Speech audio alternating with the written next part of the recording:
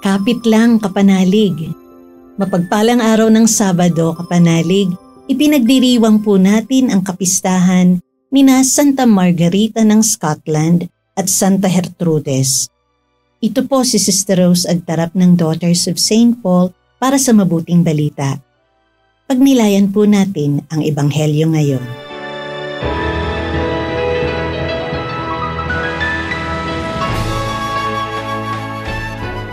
Dapat laging manalangin at huwag masiraan ng loob. Ito ang sinabi ni Jesus sa kanyang mga alagad sa isang talinhaga. Sinabi niya, sa isang lungsod, may isang hukom na walang takot sa Diyos at walang pakialam sa mga tao. May isa ring biyuda sa lungsod na iyon na madalas pumunta sa kanya at sinasabi, "Igawad mo sa akin ang katarungan laban sa aking kalaban." Matagal siyang umayaw, pero naisip niya pagkatapos, wala man akong takot sa Diyos at walang pakialam sa tao. Igagawad ko pa rin ang katarungan sa biyudang ito na bumibisit sa akin. Baka masiraan pa ako ng ulo sa pagpunta-punta niya. Kaya ilinagdag ng Panginoon, pakinggan ninyo ang sinabi ng di matuwid na hukom. Di ba't igagawad ng Diyos ang katarungan sa kanyang mga hinirang na araw-gabing tumatawag sa kanya? Pababayaan ba niya sila? Sinasabi ko sa inyo, agad niyang igagawad sa kanila ang katarungan. Ngunit pagdating ng Anak ng Tao, makakakita kaya siya ng pananampalataya sa lupa?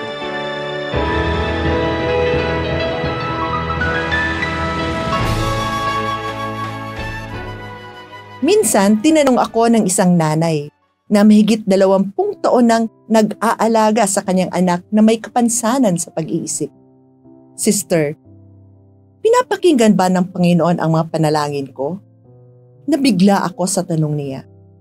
Ramdam ko ang bigat ng kanyang pinagdaraanan, lalo na't malayo ang kanyang asawa at may mga pamilya na rin ang iba niyang mga anak.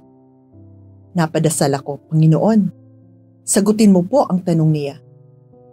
Kadalasan, hindi tayo aware na sinagot na ng Panginoon ang ating mga panalangin.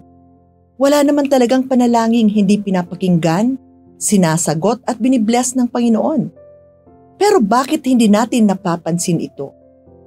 Sapagkat ang ini-expect nating tugon ng Panginoon ay yung ayon sa kalooban natin at hindi ayon sa kalooban niya.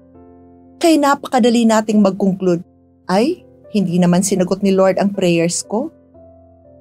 Lingid sa ating kaalaman, sinasagot ng Panginoon ang mga panalangin natin sa paraang pinakamabuti para sa atin.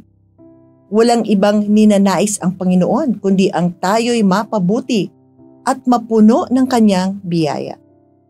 Maraming mga bagay sa buhay natin na hindi natin maunawaan. Ngunit, hindi nagsasawa ang Panginoon na pakinggan lahat ng ating mga hinaing at samahan tayo sa ating paglalakbay.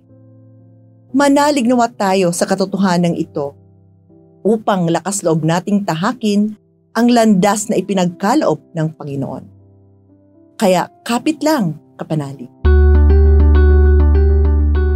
Mga kapanalig, maraming salamat po sa inyong patuloy na suporta sa aming misyon. Subscribe, like, and follow po lines sa aming social media accounts.